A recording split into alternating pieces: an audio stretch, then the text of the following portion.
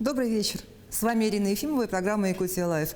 Сегодня мы поговорим о новости, которая заинтересовала многих жителей республики и уж точно всех тех якутян, которые ездят в отпуск за ее пределы. В январе много писали о том, что программу льготных авиаперевозок на Дальний Восток и в обратном направлении хотят расширить, в том числе за счет снятия ограничений по возрасту. Такое поручение дал президент России Владимир Путин в декабре. Главе государства должны представить предложения по этому вопросу и по расширению программ региональных и местных авиаперевозок до 15 марта. В госбюджете страны на 2021 год на программу субсидирования перелетов с Дальнего Востока в Симферополь и Калининград заложили 3,8 миллиардов рублей. Кабмин также выделил дополнительные 5 миллиардов рублей субсидий специально на авиаперевозки на Дальний Восток. В прошлом году льготные билеты приобрели более 500 тысяч человек. Об этом рассказал премьер-министр России Михаил Мишустин. По его словам, благодаря новым субсидиям эту возможность получат еще не менее 450 тысяч человек. Это все обсуждают на интернет-форумах, в соцсетях. Говорят, что билеты закончатся в первую же неделю. Считают, что потребность в льготных авиабилетах больше, чем на 450 тысяч человек. Все-таки ведь самые активно летающие – это люди в возрасте от 23 до 55 лет. Сейчас именно эта возрастная категория не имеет права на субсидированные перевозки. А некоторые пользователи интернета просто надеются, что возрастные ограничения снимут безо всяких «но». Какой в Якутии будет спрос на льготные авиабилеты, сколько будут стоить самые популярные рейсы, узнаем у гостей студии. Сегодня это министр транспорта и дорожного хозяйства Якутии Владимир Михайлович Сивцев и коммерческий директор авиакомпании «Якутия» Андрей Семенович Винокуров. Здравствуйте. Здравствуйте, Ирина. Задать свой вопрос участникам эфира можно прямо сейчас по телефону нашей студии 8 41 12 42 14 39 или по номеру горячей линии в мессенджере WhatsApp 8 914 273 44 88. Владимир Михайлович, какие маршруты будут субсидированы на Дальнем Востоке? Еще раз добрый вечер, уважаемые телезрители, уважаемая Ирина. Да, вы правильно отметили, что распоряжением правительства Российской Федерации дополнительно на субсидирование авиаперевозок всех категорий граждан, значит, проживающих на Дальнем Востоке, дополнительно выделено 5 миллиардов рублей. На сегодняшний день вносятся изменения в постановление правительства номером 215, которое определит порядок субсидирования. Но хотелось бы сразу отметить, что на сегодняшний день дополнительно, значит, к имеющимся субсидиям, к имеющимся направлениям, которые были вот у нас установлены по возрастным ограничениям, для всех жителей Дальнего Востока дополнительно будет субсидироваться 6 маршрутов. Это Мирный Москва, Мирный Санкт-Петербург, Нерюнгри Москва, Полярный Москва и Якутск Москва и Якутск Санкт-Петербург. Вот 6 дополнительных маршрутов из нашей республики. И у нас есть звонок. Алло, здравствуйте, мы вас слушаем. Здравствуйте. Я звоню вам из города Ленска. Меня зовут Беликова Жанна. Я бы хотела спросить, почему наши региональные авиаперевозчики, например, такие как Полярные авиалинии, не предоставляют субсидию для местных жителей, ну, хотя бы по маршруту Ленск-Якутск, чтобы мы могли улететь в столицу. Спасибо, ваш вопрос понятен. Владимир Михайлович. Да, спасибо за вопрос. У нас ежегодно в государственном бюджете предусматриваются субсидии на межулусные перевозки, соответственно, от районного центра до узлового аэропорта. Но в силу ограниченности средств государственного бюджета, ограниченных возможностей госбюджета, доля таких вот субсидируемых авиаперевозок, к сожалению, субсидируемых рейсов не так велика. Мы в данном направлении отдельно хотелось бы тут отметить, что работаем сейчас в рамках национальной программы по развитию Дальнего Востока, которая была разработана по поручению президента страны Владимира Владимировича Путина. И сегодня по линии Миндальвостока планируется дополнительное субсидирование внутрирегиональных авиаперевозок, куда мы также будем заявляться. Даже уже идет предварительная работа, проект постановления даже о выделении дополнительных средств проходит согласование в федеральных органах исполнительной власти. Уверен, что нам удастся не менее чем в 2 раза увеличить частоту рейсов субсидируемых. Спасибо. Спасибо. Андрей Семенович, а сколько стоит вообще вот билет от Ленска до Якутска сейчас? И много ли там пассажиров? Ну, Ирина, на данный момент авиакомпания «Якутия» не осуществляет рейс по маршруту Якутска. Но могу предполагать, что где-то в районе, наверное, от 10 до 12 в одну сторону. Угу. А скажите, какая вообще доля людей от 23 до 55 лет вот ездит по тем направлениям, которые в предыдущем ответе озвучил Владимир Михайлович? Их же, наверное, подавляющее большинство. Вы считали, сколько денег понадобится? Ну да, Ирина, если мы говорим о действующей программе субсидий из Дальнего Востока в европейскую часть, мы в год авиакомпания «Якутия» перевозит порядка 117 человек. Вот, из них можно сказать, что где-то 80% это как раз та категория, о которой вы говорите. Угу. Ну, разрешите, Ирина, дополню? Разрешите дополню, да? Да, конечно. Значит, по центральным направлениям, вообще в целом, как бы, да, по республике, ну, тут из Якутска и Нерюнгри, основных узловых аэропортов, мы так, рассчитывали, что в среднем порядка 200 с лишним тысяч человек в год летает. Мы на сегодняшний день, если говорим о действующей программе субсидирования, то на сегодняшний день субсидируется порядка 80 тысяч человек, которые вот попадают под льготную категорию граждан. Да? Если на сегодняшний день вот программа, она уже примется, уверен, без ограничений по возрасту, то мы ожидаем также порядка, по крайней мере, заявляемся порядка на 700 миллионов рублей, которые позволят нам также субсидировать количество, предоставить количество субсидированных билетов примерно для 83 тысяч человек. Угу.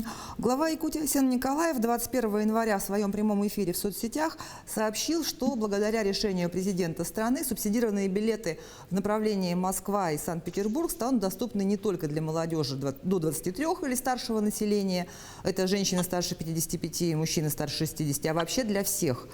Вот, Владимир Михайлович, по предварительным расчетам, сколько это человек? Вот, как я уже говорил, да, мы предполагаем, что к уже субсидируемым авиабилетам для порядка 82 тысяч человек мы еще планируем около, значит, получить субсидии для всех категорий дальневосточников, которые будут летать по нашим маршрутам. Это составит также примерно еще дополнительно 83 тысячи человек. Хотелось бы отметить, что значит, на сегодняшний день вот по 6 маршрутам, которые я обозначил, в среднем будет цена 8-9 тысяч рублей за билет в один конец. И хотелось бы отметить, что порядком предполагается, что квотироваться будут места не менее чем 10% от общего количества мест в салоне экономического класса. Вот насколько я знаю, сейчас субсидированный билет Якутск-Москва стоит 7 тысяч рублей. А получается, они подорожают? Ну, да, Ирина, вы говорите, на сегодняшний день 7 тысяч в одну сторону, да? Это для граждан, о которых мы говорим, то есть до 23 и старше 55 и многодетные семьи. Если мы говорим о тех новых правилах, которые вот планируются сейчас правительством Российской Федерации, то в принципе там заложено, что для жителей Дальнего Востока, которые зарегистрированы на территории Дальнего Востока, без возрастных ограничений, тариф, ну, допустим, к примеру, Якутск-Москва в одну сторону будет 9200 рублей. То есть это будет другая субсидия, а получается субсидия для молодежи и пенсионеров, она сохранится на прежнем уровне, да? Для молодежи, верно. да, они будут пользоваться до 23, у них будет 7 тысяч, да? А вот эти новые правила, они позволяют как бы воспользоваться гражданам, которые не подпадали ранее в эти отдельные категории граждан, ну, эти рамки, да, скажем так. И вот, допустим, это плюс в чем видится? В том, что, допустим, люди, которые старше 23 лет, они приобретали билеты, ну, допустим, у нас на сегодня минимальный тариф составляет порядка 18-19 тысяч, да? А после принятия постановления они могут уже приобретать по тарифу в пределах вот 9 тысяч. Угу. Ирина, хотелось бы отметить, что вот новые правила – это в дополнение уже к существующим субсидируемым билетам. То есть существующие субсидии не подорожают, я по-прежнему смогу маме купить билет там, за условные 7 тысяч рублей в Москву, и также у меня появится шанс купить себе субсидированный, если я, конечно, успею, правильно? Совершенно Да, верно. совершенно. А также глава Якутии говорил, что на рейсах в эконом-классе будет выделяться не менее 10% мест на субсидированные билеты. То есть 10 – это минимум, а максимум сколько? И вообще 10 – это достаточно, по-вашему? Ну, данный вопрос, да, действительно регламентирует не менее 10%. Вот, в данном случае из нашей емкости самолетов, которые мы сегодня эксплуатируем, это где-то 16-20 мест на одном рейсе в одну сторону. Спасибо. И у нас есть еще звонок. раз, это не менее, поэтому все будет зависеть от расписания, соответственно, от загрузки самолета и, соответственно, объема субсидий, предусмотренного там в том или ином месяце. А скажите, пожалуйста, вот, Андрей, а сколько 10% от вашего самолета, это сколько мест? Вот? Я вот сейчас ответил на ваш вопрос. Я говорю, это от 16 до 20 кресел. 20, ага, понятно. И у нас есть звонок. Алло, здравствуйте, мы вас слушаем. Алло, здравствуйте. Меня зовут Наталья Васильевна, и я бы хотела узнать, когда начнется продажа субсидийных билетов на этот год, и влияет ли ремонт вашей полосы на продажу вот этих рейсов осуществляющих. А вы из какого города звоните? Город Якутск. Позвольте, я начну, Андрей Семенович дополнит, да? Значит, на сегодняшний день принято решение о выделении дополнительных средств на эту программу. Сам порядок находится на финальной стадии согласований в правительстве Российской Федерации. Я уверен, что в феврале месяце, за февраль мы, соответственно, уже постановление правительства, устанавливающее порядок, да, предоставления этих субсидий, мы увидим. И, соответственно, после этого и после принятия решения о реконструкции взлетно-посадочной полосы в городе Якутске, соответственно, вот авиакомпании и аэропорт, соответственно, отработают расписание. И я думаю, что уже в третьей декаде февраля, да, Андрей Семенович, уже, наверное, будет какое-то понимание по расписанию и, соответственно, по началу продаж субсидированных билетов. Спасибо. Андрей Семенович, а сколько пассажиров по льготному тарифу ваша авиакомпания перевезла в 2020 году, в 2019 году? Есть такие цифры? Да, у нас по льготным тарифам мы перевезли в 2019 году порядка 117 тысяч пассажиров и где-то порядка 83 тысяч это в 2020 году. Ну, с учетом пандемии.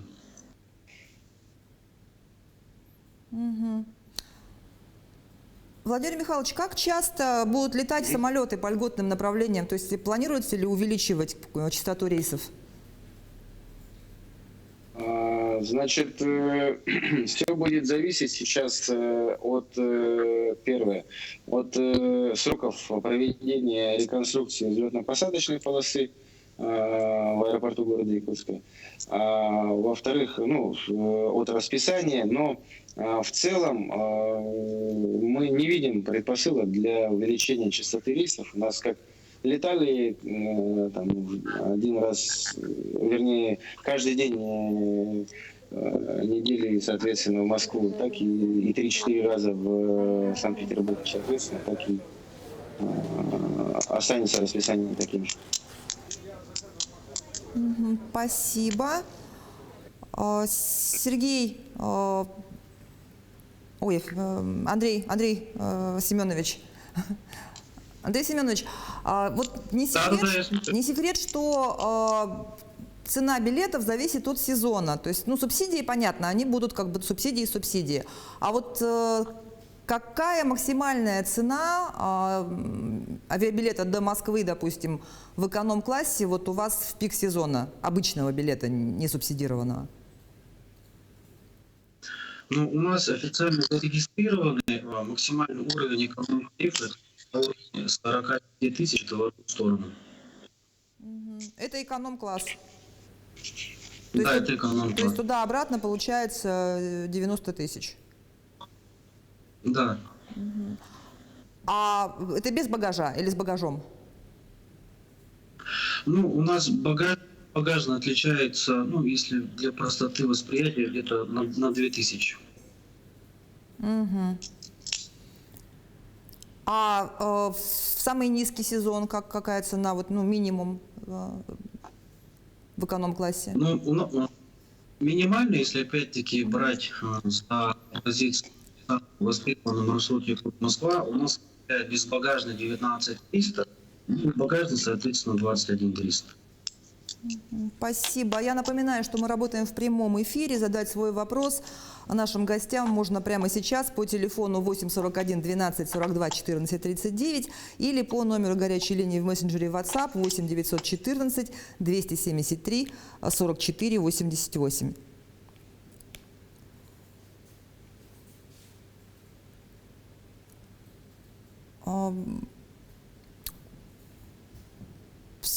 Сколько якутян воспользовались льготными билетами в январе 2021 года? Вот интересно, разница есть по сравнению с 2020 годом, Владимир Михайлович? Ирина, значит, да, по оперативным данным, в 2021 году, в январе 2021 года порядка 7 тысяч якутян воспользовались льготными билетами.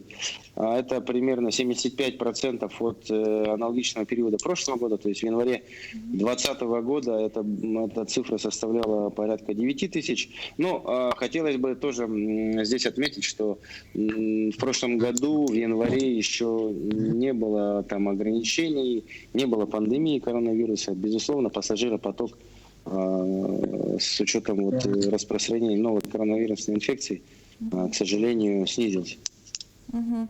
Спасибо. И у нас есть звонок. Алло, здравствуйте, мы вас слушаем. Здравствуйте, это опять Ленск. Меня зовут Беликова Жанна. Я бы хотела такой вопрос задать. У нас очень часто выполняется санзадание. Увозят тяжело больных в республику для оказания экстренной помощи. Но некоторые маломобильные пассажиры летят сами. И вот нельзя было бы сделать такое вместе с Министерством здравоохранения, субсидирование авиаперевозок для больных по направлению врача. Потому что они, как правило, улетают в последний день, а в последний день остаются самые дорогие билеты за 22 тысячи. Вот такой вопрос нельзя решить? Спасибо. Разрешите отвечу, да, тогда сейчас, если будет, что дополнить, Андрей Семенович дополнит, но хотелось бы так сказать, да, что в программе Минздрава имеется определенная статья расходов на на оплату проезда больных до места лечения и обратно, но она, насколько я помню, значит, рассчитана на лечение вот в специализированных клиниках, находящихся за пределами республики Саха-Якутия. То есть это в основном там центральные города и так далее. Такая программа есть, и действительно она по направлению врача, по приглашению, значит, учреждения здравоохранения той или иной больницы. Вот такие субсидии, может быть, да, так скажем, субсидии для населения, для места проезда туда и обратно до места лечения, такие предусмотрены. Что касается республики, внутри республиканских, то давайте мы попробуем тогда, сейчас это отметим, да, действительно, сейчас попробуем с Минздравом поработать на эту тему. Именно по направлению врача, если в рамках программы обязательных медицинских гарантий, да, обязательного медицинского страхования, все это предусмотрено, то мы готовы это рассмотреть. Спасибо за вопрос. Андрей Семенович, есть что добавить? Нет, у меня нету. Хорошо, тогда давайте послушаем вопрос телезрителя. У нас есть звонок. Алло, здравствуйте. Алло. Здравствуйте, мы вас слушаем. Здравствуйте. Ольга Николаевна, Нерюнгри. Вопрос по маршруту Нерюнгри-Якутск-Симферополь. Интересно, когда именно начнется продажа таких билетов субсидированных по этому маршруту? Спасибо за вопрос.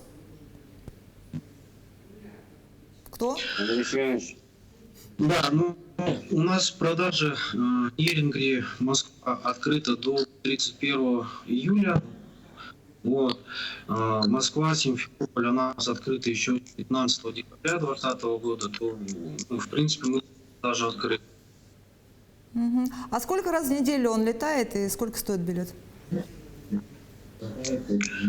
Так, ну, субсидированные, опять-таки, которые по старым правилам тоже на уровне 8-9 тысяч в одну сторону, по количеству это один рейс в неделю. Спасибо.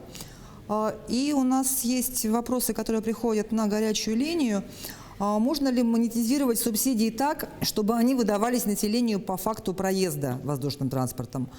Потому что при существующей сейчас практике льготные билеты ограничены на один рейс, и достаются они в основном по знакомству. Ну, разрешите отвечу, да, Андрей Семенович дополнит. Ну, на самом-то деле действующим порядком и в целом как бы монетизация не предусмотрена.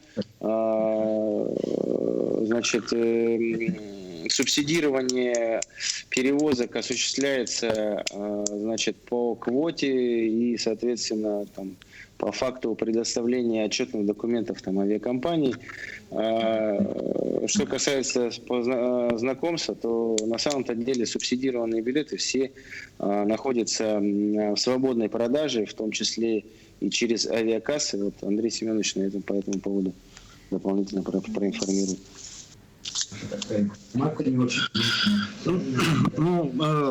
Что касательно продажи по знакомству, здесь, наверное, я хотел пояснить, что авиакомпания Якутия, она продает авиабилеты через агентство. Все агентства, они являются независимые и не принадлежат компании Якутия. Поэтому, ну, там сказать, что мы как-то по знакомству продаем агента, ну, такого нельзя, наверное. Если бывают, наверное, частные случаи, когда у кого-то в агентстве или в кассах помогает. Не сказать, что это носит массовый характер и так далее. Андрей Семенович, у нас есть звонок, и вот вопрос адресован, мне подсказывает, что авиакомпания Якутия. Алло, здравствуйте, мы вас слушаем. Алло, здравствуйте. Алло, здравствуйте. Здравствуйте, спрашивайте. Так, с вами говорит Соколова Галина Дмитриевна. У меня такой вопрос по поводу субсидирования. Я сегодня зашла в агентство на площади Ленина. Я пенсионер, у меня пенсионный проезд. Спрашиваю, сколько стоит билет Якутск, Москва, Ростов. Но мне что-то сильно высокую цену называли. До Москвы 8,845 и до Ростова почти 6 тысяч. Правомерна ли такая цена для пенсионеров, пользующихся один раз в год, в 2 года один раз проезд. Как поняли? Спасибо за вопрос, поняли? Да. Мгм. Пожалуйста. Ну, здесь вопрос какой. Нужно, наверное, разделить его на 2 участка. Вот смотрите, Якутск-Москва у нас субсидируется, да? А маршрут Москва субсидируется. Ну, поэтому, когда рассматриваем такой сложный маршрут, да, банк с учетом как бы субсидий, это, если вам сказали 8, это уже, наверное, со сборами субсидировано, а и Внуково в Ростов, это, скажем так, коммерчески не субсидировано на момент запрашиваемой даты, что было в наличии. Спасибо. А какой будет период полетов по субсидированным тарифам? Сейчас на сайте Минтранса информация о льготных билетах с 1 января по 30 апреля, а на сайте Росавиации указан период с 1 января по 31 декабря.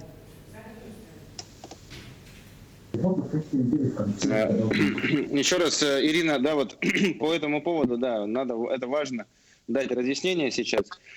На сегодняшний день принято решение о выделении, во-первых, дано поручение президента страны обеспечить, значит, транспортную доступность на Дальнем Востоке, субсидировать жителей Дальнего Востока всех возрастов. Дополнительные средства выделены. Сейчас идут формальности по принятию, значит, порядка и предоставлению этих субсидий. И, как я уже сказал, там в середине февраля, там ближе к концу февраля, в середине февраля, когда выйдет постановление, уже основываясь на нормативно-правовых документах, значит, авиакомпании, не обязательно Якутия, там где-то в других городах это тоже, это так по всей России, авиакомпании, по сути, скорректируют свое расписание, посмотрят частоту рейсов, да, действительно, посмотрят расчеты, и после этого, значит, действительно продлят, как это установлено правилами, продлят установят продажу до 31 декабря текущего года, продажу льготных субсидируемых билетов для всех возрастов. Спасибо. Поступают вопросы на горячую линию WhatsApp. Вот я думаю, что это авиакомпания «Якутия». Вопрос. Мы купили 20 декабря 2019 года билеты на 2 июня 2020 года, но в связи с пандемией сначала отказались от поездки, потом оформили заявление на ваучер. Скажите, пожалуйста, можно ли сейчас оформить билет на 2 июня 2021 года? Билет был субсидированный в Питер, пишут пенсионеры из Намцев.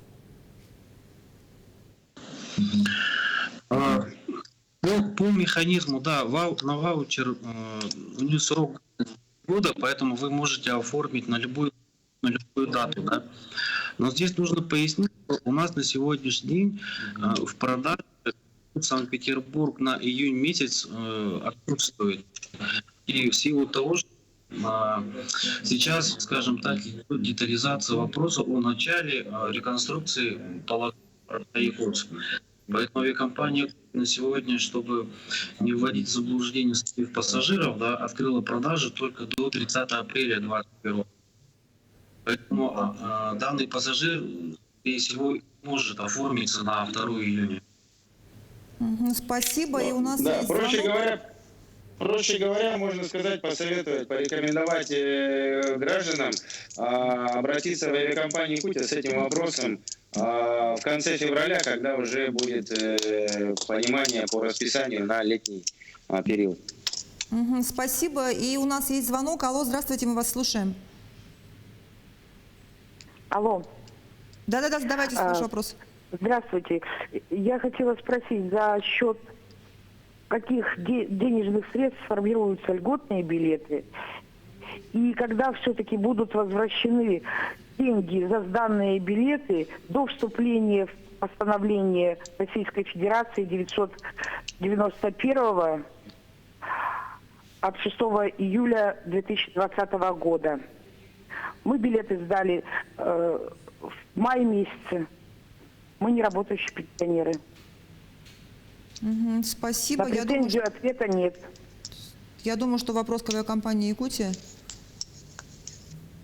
Да, это по возвратам авиабилетов, связанных вот с изменением планов наших пассажиров, ну, в основном, конечно, 99% это из-за пандемии, из-за того, что отменялись санаторно-курортные там соревнования, ну и так далее, потребности.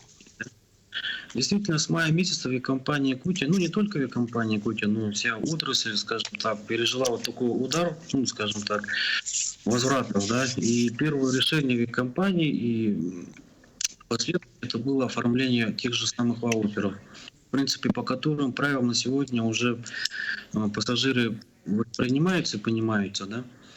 Вот. Дополнительно я бы хотел сказать, что авиакомпания «Якутия» с 21 декабря уже разрешила возвраты агентам. Вот, поэтому билеты, купленные после 21 декабря, да, они могут идти, как это было до пандемии. То есть, ну, каким способом где оплатили, таким способом же и осуществляется возврат. Касательно вот конкретно вот вашего вопроса, да, в принципе, предлагаю, наверное, найти адресата по фамилии и связаться с ней конкретно, потому что пассажир говорит, что они писали заявление, но мы еще не ответили, поэтому нам нужно будет это, скажем так, найти это заявление. Спасибо. Вот еще один вопрос. Мы все ждем, что возрастные ограничения на льготные билеты отменят, но многие считают, что все равно возникнут какие-то подводные камни. Например, билеты можно будет купить в зависимости от уровня дохода или только безработным. Какие это могут быть ограничения? Владимир Михайлович. Ирина, вот ограничения четко указаны. Это необходимо, чтобы гражданин Российской Федерации, планирующий авиаперелет, был зарегистрирован по месту жительства на территории Дальнего Востока. Других ограничений нет. Вот еще вопрос пришел на горячую линию. То есть в 2021 году будет 160 тысяч билетов. Не будет ли такого, что пенсионерам и молодежи не хватит субсидированных билетов? Еще раз, да, надо еще раз, наверное, разъяснить. Значит, для молодежи и пенсионеров средства на выплату субсидий и на продажу льготных билетов, они уже предусмотрены. И, соответственно, они уже находятся в продаже. Сейчас речь идет о дополнительном выделении средств для всех категорий граждан, ну, без возрастных ограничений, проживающих на территории Дальнего Востока. И это будет дополнительно к тем предусмотренным средствам. Скорее всего, даже смею, вот еще говорю, порядок еще не вышел, но, скорее всего, исходя из действующих тарифов, которые предлагают, вернее, льготных тарифов, которые предлагаются, это будет раздельный учет, соответственно, не будет такого, что, значит, молодежи и пенсионерам не хватит. Более того, там даже и есть различия в маршрутах. Для всех, для категории людей без возрастных ограничений это только 6 маршрутов, еще раз надо об этом отметить, которые я назвал. Это Мирный Москва, Мирный Санкт-Петербург, Мирный Москва, Полярный Москва, Якутск Москва, Якутск Санкт-Петербург. А для молодежи и пенсионеров этот перечень гораздо шире, он порядка 20 маршрутов насчитывает. Это и минеральные воды, это и Анапа, это и Краснодар, Сочи. Вот поэтому опасения излишни. Но это ведь речь не об одной авиакомпании «Якутия», да, Владимир Михайлович? Там разные перевозчики. Да, есть у нас также авиакомпания «Алроса». Если говорить о наших авиакомпаниях, действующих на территории республики, да, это авиакомпания «Алроса». В том числе, это вот для всех категорий граждан, которые подались. А что касается молодежи и пенсионеров, которые также могут воспользоваться субсидированными билетами, то это 6 авиакомпаний, это и Seven, это и Райра, это вот уже упомянутые Якутия, Алроса, а также, по-моему, Северный ветер. Мгм. А мне вот интересно, Андрей Семенович, через какое время после начала старта продаж у вас в кассах заканчиваются льготные билеты? Как правило. Как правило, у нас, ну, естественно, так как мы северяне в основном летим в отпуск, да, у нас самое проблематичное это является с июня по сентябрь, можно сказать. То есть летний период, он выбирается в основном и детскими группами, и различными коллективами, федерациями спортивными, ну и так далее, простыми там пассажирами, ну, физлиц. Да, поэтому, да, вот летний период, он у нас дается так быстро. Мгм. И вот на WhatsApp тоже вопросы пришли. Я думаю, что это вот для вас. Подскажите, когда откроют расписание на лето из Якутска и будет ли увеличена частота рейсов в Анапу?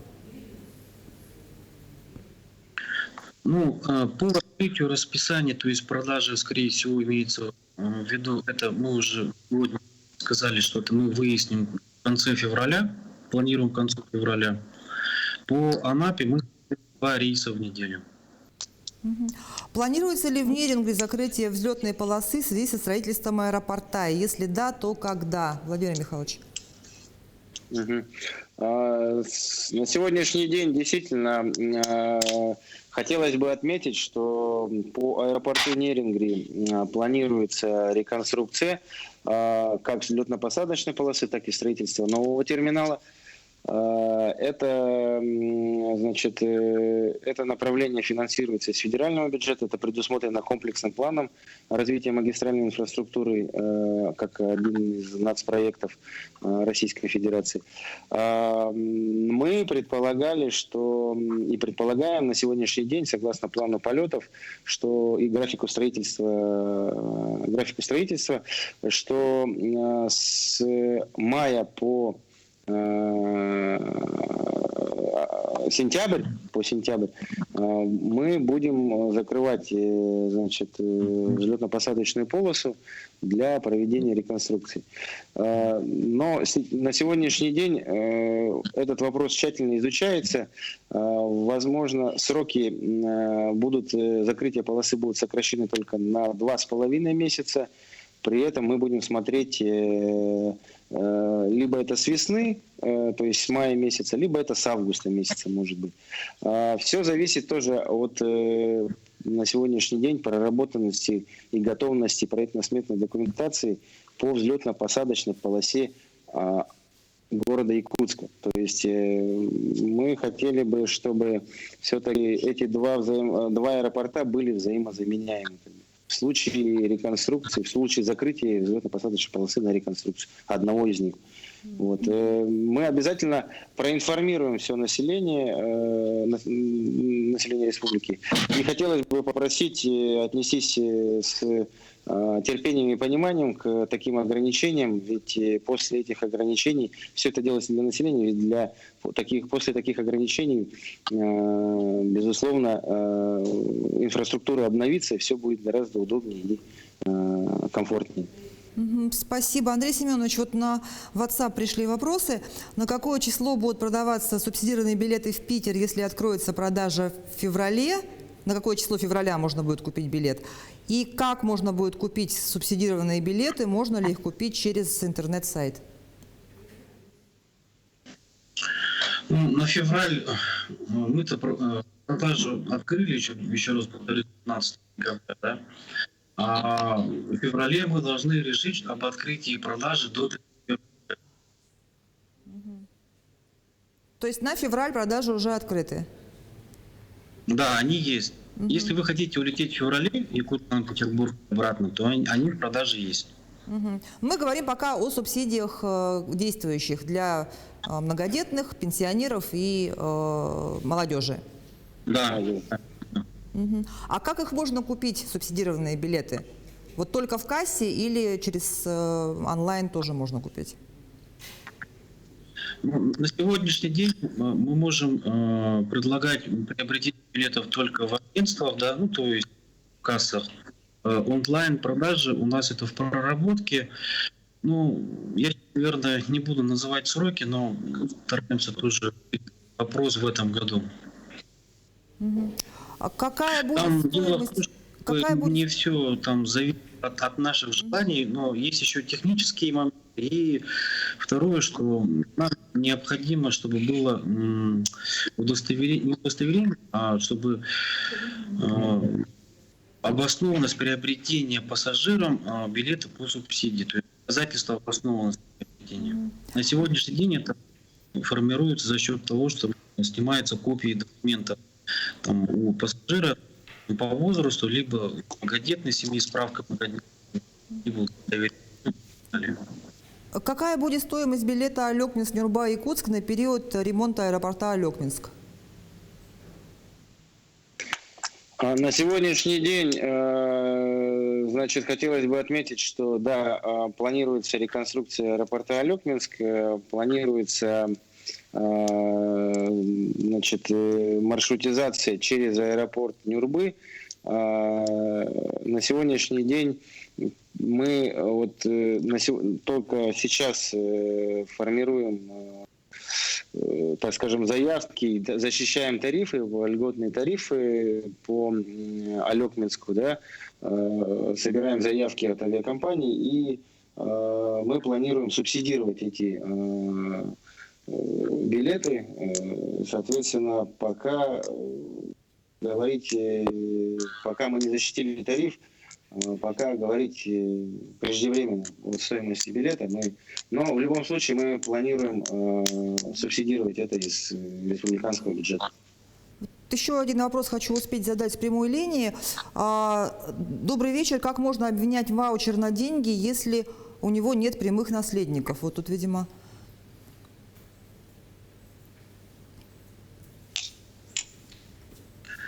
Ну, если я понял вопрос, ваучер, в принципе, на деньги он не обменивается, да? Вот. Если вопрос о том, чтобы обменять ваучер на ближайших родственников, авиакомпания это позволяет сделать, то нужно, опять-таки, удостоверить это родство. Ну, если это ребенок, то свидетельство о рождении, если это на родителей, то тоже свидетельство, паспорт, и так далее. Ну, доказать родство, и можно переделать ваучер на родственников. Большое спасибо. Эфирное время нашей программы подходит к концу. Спасибо гостям за беседу. Спасибо, Ирина. Спасибо. Ну и я, Ирина Ефимова, с вами прощаюсь. Через несколько минут смотрите выпуск новостей на канале Якутия-24.